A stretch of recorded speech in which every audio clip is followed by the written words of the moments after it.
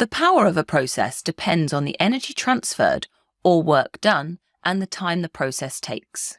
So basically, power depends on how long it takes to transfer energy.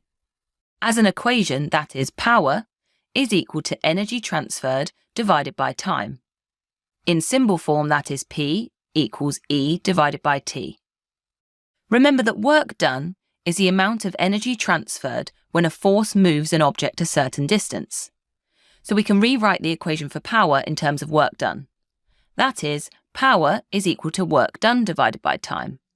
And as symbols, that is P equals W divided by T. Power is measured in watts, or W. The time taken is measured in seconds, or S. And the energy transferred is measured in joules, or J. 1 watt, or W, is the power of a process that transfers 1 joule of energy in 1 second. Let's have a look at an example. A car engine does 34,000 joules of work in 8 seconds to accelerate a car to its top speed. Calculate the power of the car engine during this acceleration. So within a car, work transfers chemical energy in the fuel to kinetic energy in the engine and the wheels so the car can move and accelerate forwards. So for the first step in this example, let's write down the key information and check the units. The work done is equal to 34,000 joules. The time taken is 8 seconds. And we want to calculate the power. For step 2, let's substitute the work done and the time taken into the formula for power.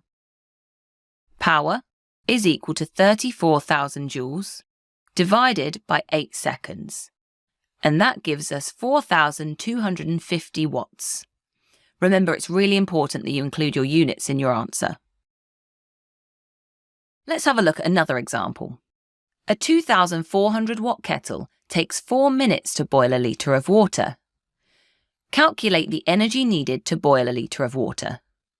So for the first step, let's once again write down the key information and check our units. So the power is equal to 2,400 watts. The time taken in this example is equal to 4 minutes. Now in our equation for power, we use seconds, so we need to convert the minutes here. That is 4 times by 60 gives us 240 seconds. And we want to calculate the energy transferred. For step 2, let's rearrange the power equation to make energy transferred the subject of the equation. We can do that by multiplying both sides of the equation by time. That becomes energy transferred is equal to the power multiplied by the time. For step 3, let's substitute the values into the rearranged formula. Energy transferred is equal to 2,400 watts multiplied by 240 seconds. And that gives us 576,000 joules of energy transferred when we boil a litre of water. Thanks for watching. If you want to take your GCSE revision to the next level, head over to launchpadlearning.com and check out our smart learning platform that's been designed to get you top results in your exams. We cover your whole specification and make revision fun with interactive quizzes, easy-to-follow videos, and more. You'll be kept motivated by your own AI tutor who's here to support you every step of the way. To check it out for yourself, click here.